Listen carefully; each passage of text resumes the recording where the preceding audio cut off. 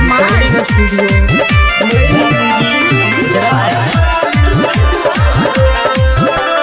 पहला पहला बेर नवरात्र कल पानी गाई ना बजरिया नी हो करतानी पहला पहला बेर नवरात्र कल पानी गाई ना बजरिया नी हो करतानी मैया के महिमा सुना जाग जाई हो मैया के महिमा सुना जाग जाई हो लाल लाल चुनरी ले ले अइहा मैया जी के चढ़ाई जाई हो लाल लाल चुनरी ले ले अइहा मैया जी के चढ़ाई जाई हो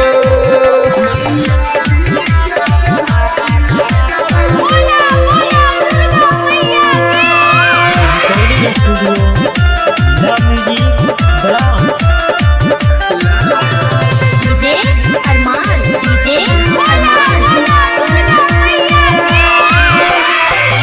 साल में एक बार आवे त्योहार हो टूट जाई आस सैया चली ना दुआर हो साल भर के बाद मैया आई बार गाँव हो टूट जाई आस सैया चली ना दुआर हो सोचल हमर सपना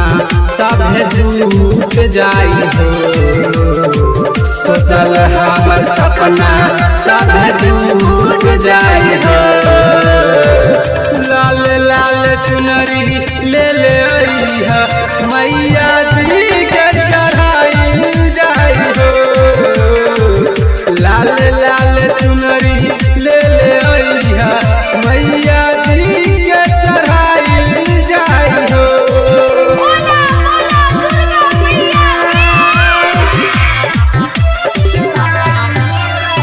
डीजे अरमान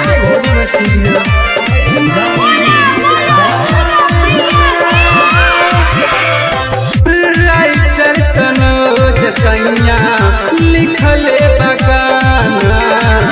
विष्णु राज माई के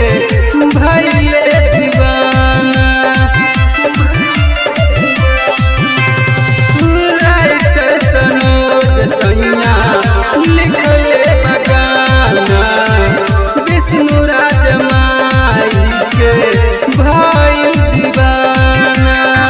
सिंगर शिव नारायण माई के गाना गाई हो सिंगर शिव नारायण माई के गाना गाई हो लाल लाल चुनरी ले ले अइहा मैया जी के चढ़ाई जाई हो लाल लाल चुनरी ले ले अइहा मैया जी के चढ़ाई जाई हो